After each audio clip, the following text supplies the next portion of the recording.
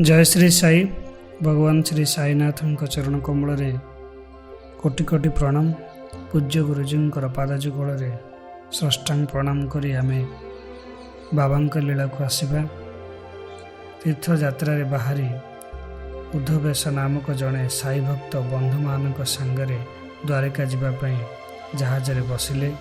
लोक भर्ती होइतिबारु से जहाज धार आड़क ठिया हो पारिले नाही।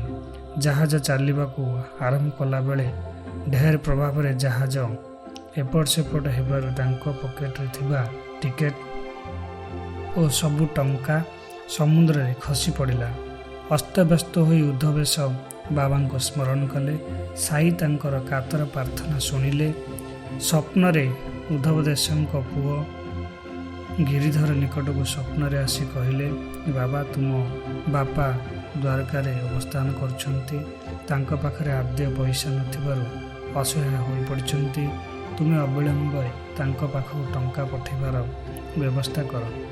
पुओ किंतु ए स्वप्न को गुरुत्व देले नहीं। बाबा पुणी थारे स्वप्न रे आसी से कथा ही कहले।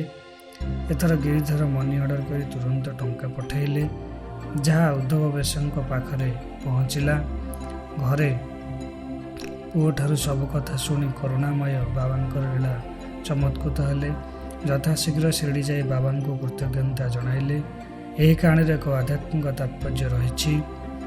साधक जेतेबेले संसार जागर अतिक्रम करथाए, लोभ बा कामनार ढेउ तार सर्वस्व संपत्ति अर्थात आध्यात्मिक भाव को ग्रास करिथाए। एभली तारण विपर्य बेले जीव आतुर होई डाकिले भगवान ताकू रक्षा करती। जय श्री साई। यह आज लीला। बाबा समस्त सुखी